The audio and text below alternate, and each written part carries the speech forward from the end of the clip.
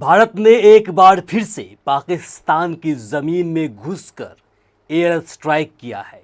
इस बार एक दो नहीं, एक के बाद एक अलग अलग ठिकानों पर 9 एयर स्ट्राइक किया है। इसके साथ ही इन्होंने पाकिस्तान को बता दिया कि अगर आपने हमारे मुल्क के अंदर दहशत गर्दी फैलाने की कोशिश किया, आतंकी भेजने की कोशिश किया, तो आपके साथ ऐसा ही सलूक किया जाएगा।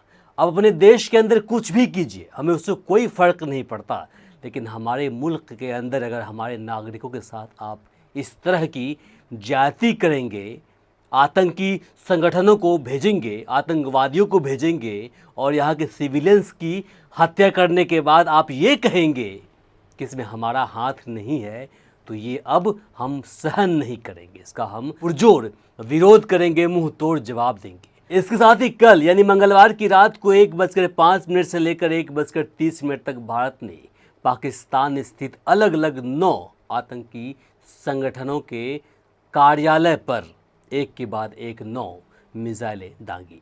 वो संगठन क्या है आपको हम बताते हैं। मरकज़ सुभान अल्लाह बहावलपुर स्थित जैश-ए मोहम्मद, मरकज़ तैयबा मुरीद के स्थित लश्कर तैयबा, सरजल तेहरा कला स्थित जैश-ए मोहम्मद, महमूना जोया सियालकोट स्थित हिजबुल मुजाहिदीन, मरकज़ अहले हदीस बरनाला स्थित लश्कर तैयबा, मरकज़ अब्बास कोटली स्थित जैश-ए मोहम्मद, मस्कर राहिल शाहिद कोटली स्थित हिजबुल मुजाहिदीन, शावई नाला कैंप मुजफ्फराबाद स्थित लश्कर तैयबा, सैयदना बिलाल कैंप मुजफ्फराबाद स्थित जैश-ए मोहम्मद। इन सारे 9 आतंकी ठिकानों पर भारतीय एयरफोर्स ने एयर स्ट्राइक किया है। इस एयरफोर्स स्ट्राइक के बाद भारत के कर्नल सोफिया कुरैशी और विंग कमांडर व्योमिका सिंह ने प्रेस कॉन्फ्रेंस किया। उन्होंने क्या कुछ कहा है आपको हम बताते हैं। कर्नल सोफिया कुरैशी और विंग कमांडर व्योमिका सिंह ने बताया कि रात के 1:05 से लेकर 1:30 के बीच हमने ऑपरेशन किया। 25 मिनट में पाकिस्तान और पीओके में 9 टारगेट पहचाने गए थे। इन्हें हमने तबाह कर दिया। Launch pad training centres target किए गए। पीओके के मुजफ्फराबाद स्थित लश्कर के सवाई नाला ट्रेनिंग सेंटर को हमने सबसे पहले निशाना बनाया। सोनमर्ग, गुलमर्ग और पहलगाम हमले के आतंकियों को यहीं ट्रेनिंग मिली थी। मुजफ्फराबाद का सैयदना बिलाल कैंप में हथियार विस्फोटक और जंगल सर्वाइवल की ट्रेनिंग दी जाती थी। कोटली का लश्कर का गुरपुर कैंप में, पूंछ में 2023 में श्रद्धालुओं पर हमला करने वाले आतंकी यहीं ट्रेनिंग हुए थे। भीमबर का बरनाला कैंप में हथियार चलाना सिखाया जाता है। कोटली का बास कैंप यह एलओसी से 13 किलोमीटर दूर है। फ्यादीन यहीं तैयार होते हैं। सियालकोट का सरदल कैंप में मार्च 2025 में पुलिस जवानों की हत्या के आतंकियों को यही ट्रेनिंग दिया गया था। सियालकोट का सरदल कैंप में मार्च 2025 में पुलिस जवानों की हत्या के आतंकियों को यही ट्रेनिंग किया गया था।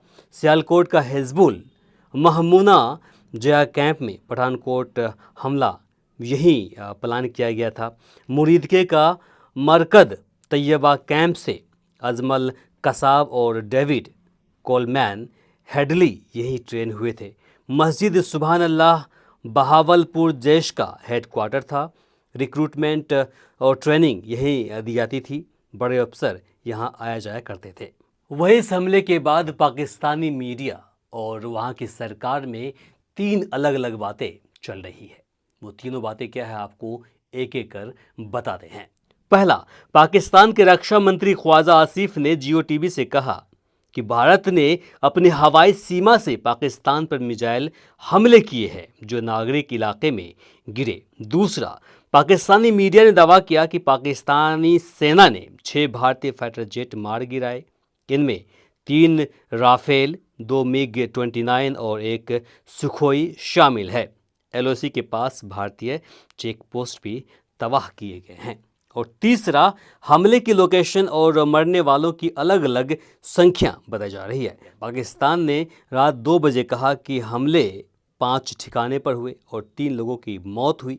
3 घंटे बाद यानी सुबह 5 बजे inter services public relations director Ahmed Sharif Chaudhry ने कहा कि भारत ने 6 इलाकों में 24 मिसाइलें दागी, जिसमें 8 नागरिक मारे गए, 35 घायल हुए और 2 लापता बताए जा रहे हैं। तो आपको मैंने अभी बताया कि भारत ने पाकिस्तान पर रिटेलिएशन किया। उस रिटेलिएशन की जिसमें पहलगाम में 26 निर्दोष नागरिकों की पाकिस्तानी आतंकियों ने जान ले ली थी। उसके बदले भारत ने पाकिस्तान के 9 अलग अलग आतंकी ठिकानों पर एयर स्ट्राइक किया। अब देखने वाली बातें होगी कि इसे लेकर पाकिस्तान की तरफ से क्या कुछ जवाब आता है। हालांकि भारतीय गवर्नमेंट ने सीधे तौर पर कहा कि हमने पाकिस्तानी किसी आर्मी कैंप पर हमला नहीं किया, हमने सिर्फ आतंकी ठिकानों पर हमला किया है और ये हमारा हक है। क्योंकि अगर आप ये कहेंगे कि हमें आतंकी से कोई मतलब नहीं है, वही दूसरी तरफ अब आप आतंकवादियों को आप पनाह देंगे, पूरी दुनिया जानती है कि आप आतंकियों को पनाह दे रहे हैं, तो आपको कोई नहीं बख्शेगा। और जिस तरह से लगातार आप बसते आ रहे हैं दुनिया के सामने, आप अपने आप को निर्दोष और बिल्कुल मेमना साबित करने की कोशिश कर रहे हैं, तो वो अब दुनिया ने आपकी उस जो चाल है उसको समझ लिया है। अब दुनिया भी समझने लगी है कि आप क्या चाहते हैं और क्या कर रहे हैं, बोल क्या रहे हैं और कर क्या रहे हैं। तो ये सारी चीज़ें थी। अगर पाकिस्तान इस पर वापसी जवाबी कार्रवाई करता है तो शायद उसे इससे भी भयानक रूप देखना पड़ सकता है। बाकी इसे लेकर आप क्या सोचते हैं कमेंट बॉक्स में लिखकर ज़रूर बताएं। इस वीडियो को अधिक से अधिक शेयर करें ताकि अन्य लोगों तक पहुंच पाए। इस ऑपरेशन का नाम रखा गया था ऑपरेशन सिंदूर। ऑपरेशन सिंदूर इसलिए क्योंकि जिस प्रकार से पहलगाम में आतंकी हमला हुआ था, महिलाओं को, पत्नियों को और माँओं को छोड़ दिया था, उनके पति को मार दिया गया था। तो कहीं न कहीं उस जो विधवा माँ थी, विधवा बहनें थी, उनकी सिंदूर जिस तरह से पोछी चली गई थी, धुली चली गई थी, उसका बदला कहीं न कहीं भारत ने पाकिस्तान से ले लिया। बाकी से लेकर आप क्या सोचते हैं कमेंट बॉक्स में लिखकर ज़रूर बताएं। इस वीडियो को अधिक से अधिक शेयर करें ताकि अन्य लोगों तक पहुंच पाए। आप देख रहे थे वी आवर्स न्यूज़ और मैं हूं इमरान। नमस्कार, शब बखैर।